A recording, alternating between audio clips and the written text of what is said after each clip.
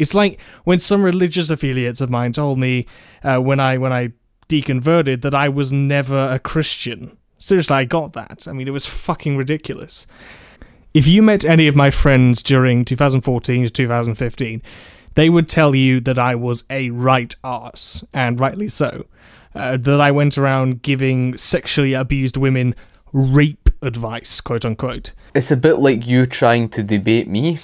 You're basically trying to debate someone who has more knowledge than yourself on this subject. You giving advice to these type of people, and then you just realised you're an arse for it, and then you went from supporting capitalism to socialism.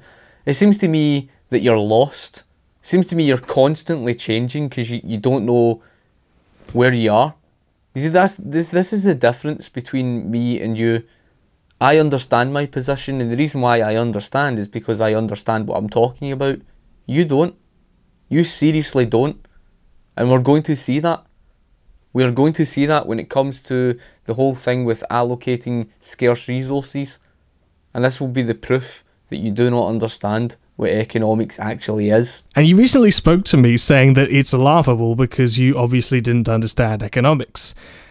Dude, you were the one who wrote on my first capitalist video, all that way back this time last year, where I explicitly stated to Libertarian Socialist Rants the model of Austrian free market economics. To say that I didn't understand economics is completely insane. So what you're saying is that you are now claiming that you understand economics because you understand the Austrian School of Economics theory. Well, you see, that's the thing, you don't. No one would go from supporting capitalism to supporting socialism. If they do, they didn't understand economics to begin with. It's that simple. It really is that simple. It's as straightforward as that.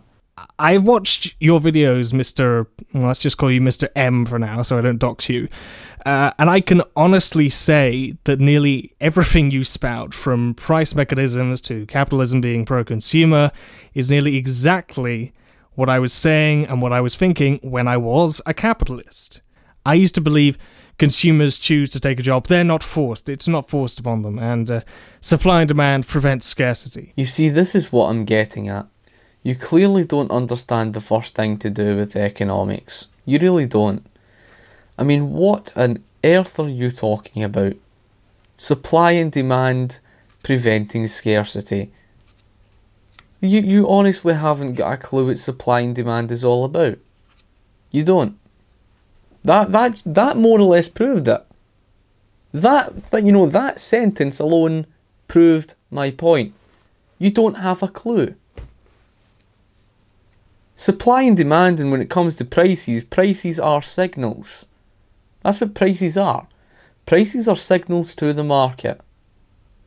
The importance of prices is that prices give you the information in order to be able to allocate scarce resources to the market.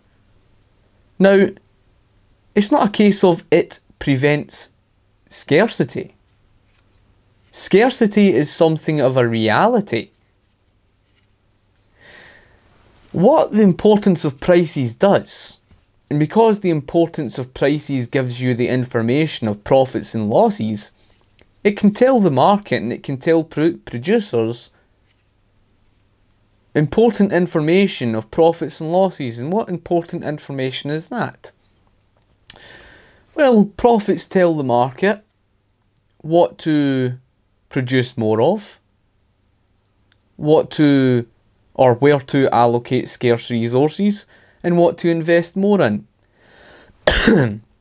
And from losses, it tells the market what to stop producing more of, where to stop allocating scarce resources, and, what to stop investing in.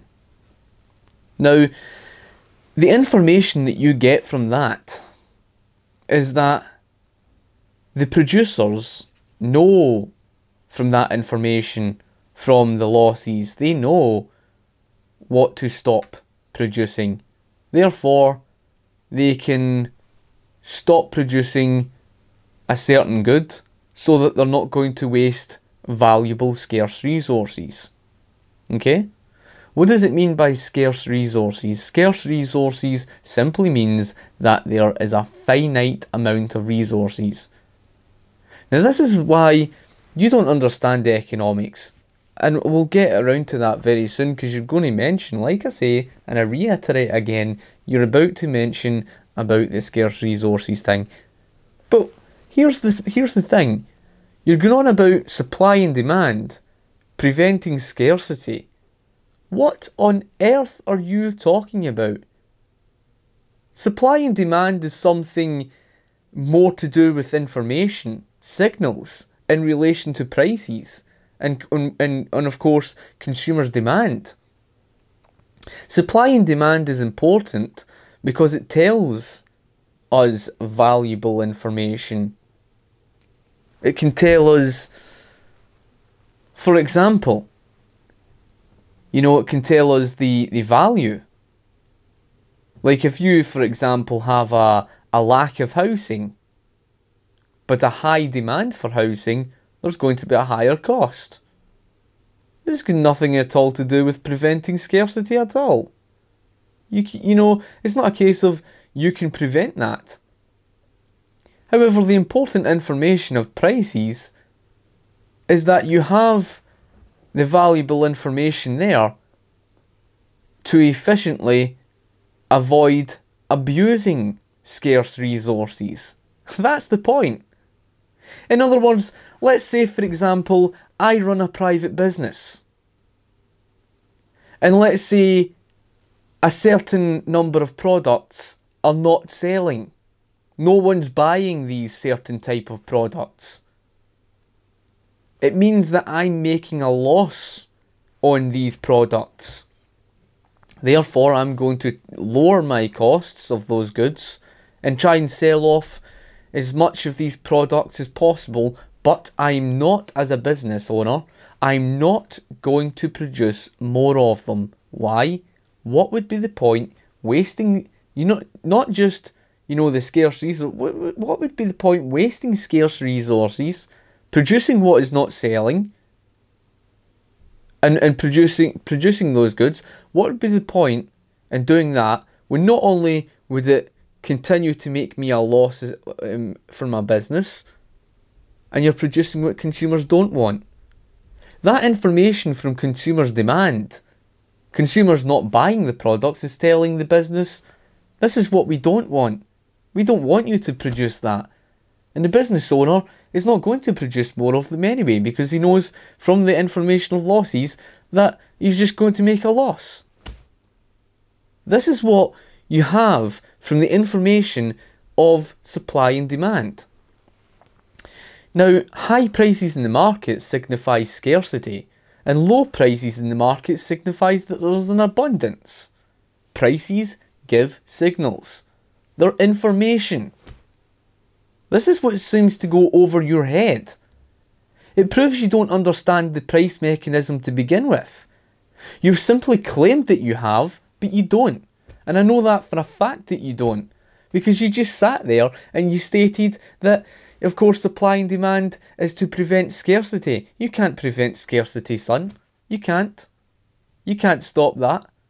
Scarcity is there. And what happens in a market, the whole point of prices is to give that valuable information, to give signals, so that you're not going to abuse what is already scarce. So in other words, for example, something that's scarce would mean there's going to be extremely high costs, and that can be a good incentive, because it disincentivizes the consumers from buying the extremely expensive products.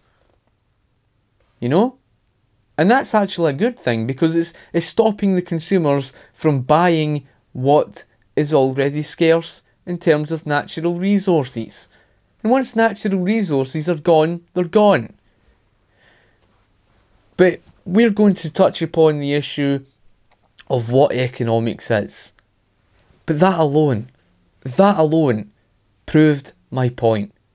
It's all well someone claiming they understand economics.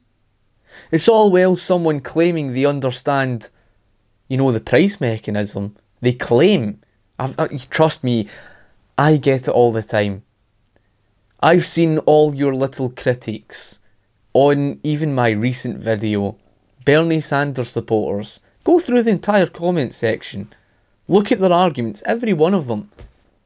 All the critics in my recent video on Jeremy Corbyn and Bernie Sanders, look at all the critics and you will see that all of them in every argument was just all claims with nothing to back up what they have to say. That's the difference between me and you. You claim you understand the price mechanism, whereas I can explain the price mechanism to you. You see the difference? That's why you hold no weight in your arguments. What's the point claiming you understand the price mechanism when clearly you don't? The very fact that you think you can allocate scarce resources without prices proves you don't understand it.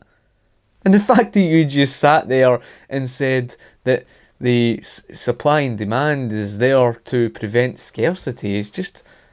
You clearly don't understand a thing of what you're talking about.